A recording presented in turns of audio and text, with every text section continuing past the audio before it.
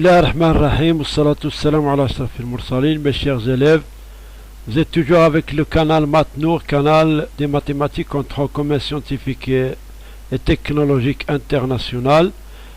Nous abordons dans cette séance les exercices du devoir numéro 1, le premier semestre, type 3. On a fait deux types. Voici le troisième type des devoirs. On commence par l'exercice 1. L'exercice 1, on va voir l'exercice 1. Alors, bon courage, suivez bien la vidéo et n'oubliez pas de vous abonner pour recevoir tous les vidéos que je fais. Pour l'exercice numéro 1, on a l'énoncé, exercice de devoir, premier exercice, dans l'arithmétique dans N. Donc, voilà les questions, lisez bien les questions et vous allez stopper la vidéo, faites vous-même l'exercice et après vous allez voir la correction de l'exercice et comparer avec vos réponses. On commence la correction. Pour la question numéro 1, donc on a montré que le nombre A qui est égal à n puissance 2 plus n plus 2 est un nombre pair quel que soit le nombre n. Donc ici on ne sait pas la parité, on ne connaît pas, donc on n'a pas des nouveaux sur la parité de n, mais quel que soit l'entier naturel n. Donc on va faire une démonstration ou bien une petite monstration pour montrer seulement. Donc on va factoriser. Toujours dans ces questions, lisez bien la question. Donc, ce n'est pas des cas, on n'étudie pas les cas lorsque n est pair ou n impair. On veut démontrer que ce nombre est pair. Donc, on a le nombre A s'écrit comment? N fois n plus n fois 1 plus 2. Donc, cette partie, donc on va faire une factorisation avec le nombre n. On obtient le nombre A. N fois n plus 1 plus 2. Donc, le nombre n fois n plus 1 est un produit de deux nombres consécutifs. Donc, la propriété de la parité de deux nombres consécutifs, donc ils sont toujours pairs. Alors, n fois n plus 1 est pair. Le nombre 2, c'est un nombre pair. Le nombre entier naturel pair. Le premier nombre pair, c'est 0. Le deuxième, c'est 2. Donc le nombre 2 est pair. Donc le nombre A, c'est-à-dire que n puissance 2 plus n plus 2 est un nombre pair parce que c'est la somme de deux nombres entiers naturels pairs. Donc le nombre A est un nombre pair. Donc la parité, c'est facile. Donc toujours, réfléchissez bien lorsque vous avez dans un exercice un n puissance 2 plus n plus 2n plus 3n, pensez bien à factoriser et à rendre le nombre A sous forme d'un nombre 2k ou bien 2k plus 1. Face à l'exercice numéro 2, on va montrer que le nombre b égale 5 puissance n plus 2 moins 5 puissance n est divisible par 3 avec n appartient à n. Donc ce nombre, il est sous forme d'une différence. Donc, pour montrer que b est divisible par 3, il faut écrire le nombre b sous forme d'un produit 3 fois k, avec k appartient à n. Donc, lorsqu'on arrive à montrer que b égale 3k, c'est-à-dire b est divisible par 3. Donc, voilà le nombre. Il est sous forme d'une différence 5 puissance n plus 2 moins 5 puissance n. Donc ce nombre est divisible par 3 si il existe un nombre entier naturel k tel que b égale 3k. Donc cherchons le nombre k. Donc on va transformer le nombre. On a ici une puissance n exposant une somme n plus 2. Donc on va l'écrire sous forme de produit. 5 puissance n fois 5 puissance 2 moins 5 puissance n fois 1. Ici, on a un facteur commun, c'est le 5 puissance n fois 5 puissance 2 moins 1. On calcule entre parenthèses 25 moins 1, c'est-à-dire 5 puissance n fois 24. 24, il s'écrit 3 fois 8. Donc on est arrivé à écrire le nombre b sous forme de 3 fois 8 fois 5 puissance n. Puisque n est un entier naturel, alors b égale 3k avec quoi? K égale 8 fois 5 puissance n qui appartient, et k appartient à n, il appartient à n. Donc on est arrivé à écrire le b sous forme de produit 3 fois k, donc c'est un multiple de 3, il est divisible par 3. Pour la troisième question, donc question numéro 3, déterminer les entiers naturels a et b tels que. Ici, dans cet exercice, on le trouve souvent, on donne le PGDC et on donne le produit. Avec ici une condition a inférieure à b.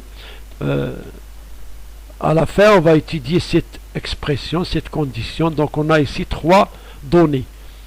Pour le PGDC égale 24, donc on va appliquer le PGDC. On a, puisque A PGDC de A et B égale 24, donc c'est-à-dire que le nombre 24, il divise le nombre A et il divise le nombre B.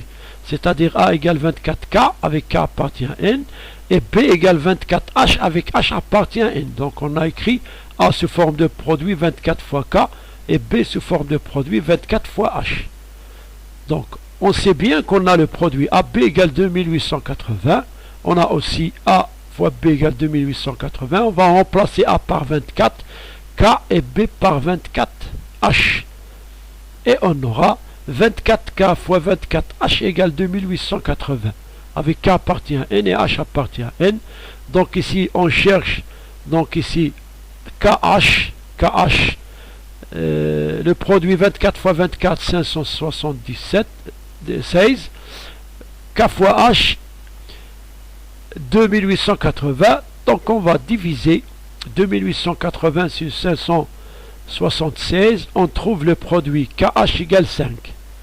Donc dans ce cas, on sait bien que le nombre 5, il s'écrit quoi? Sous forme d'un produit. On n'oublie pas qu'on a A inférieur à B. Lorsque A inférieur à B, alors 24K inférieur à 24H, c'est-à-dire K inférieur à H.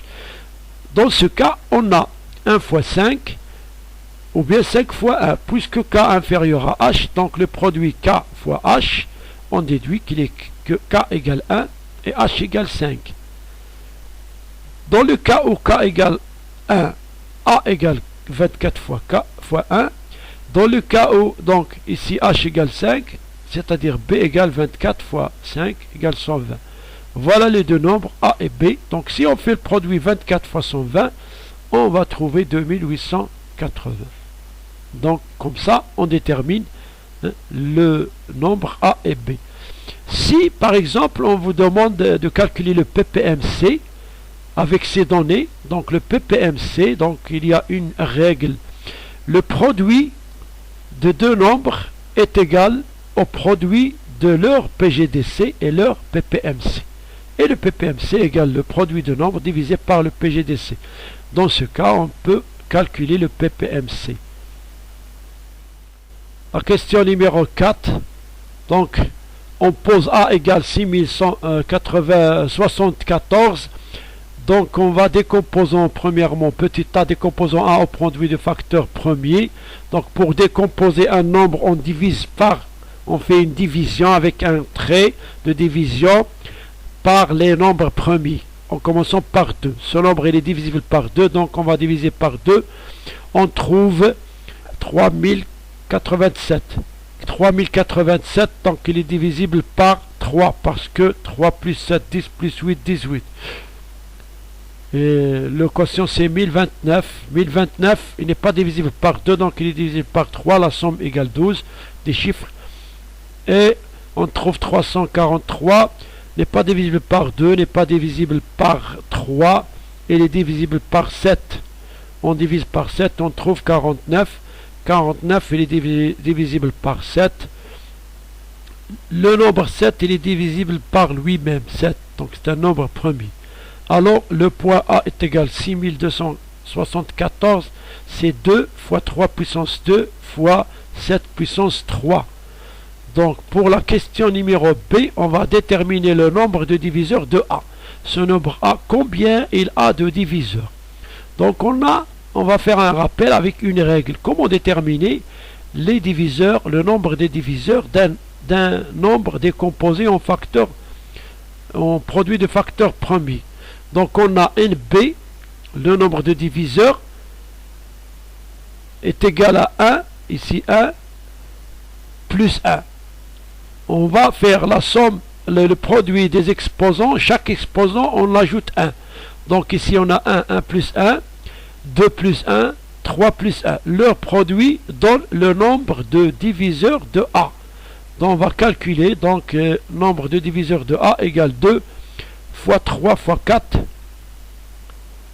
est égal à 24. Nombre de diviseurs, c'est 24. On va faire un rappel ici. Le rappel, si A est un nombre qui s'écrit A puissance M fois B puissance N fois C puissance P, produit de facteurs premiers, le nombre de diviseurs de A, c'est le produit M plus 1 fois N plus 1 fois P plus 1. On écrit nombre de diviseurs de A. Donc c'est un rappel. Comme ça qu'on fait toujours, on ajoute à l'exposant le nombre 1 et on multiplie le deuxième exposant plus 1 fois le troisième exposant plus 1 fois le quatrième exposant plus 1. Et on trouve le nombre de diviseurs d'un nombre. Donc on a terminé l'exercice numéro 1. Je vous laisse avec la fin de la vidéo et on se verra à l'exercice numéro 2. Suivez la vidéo.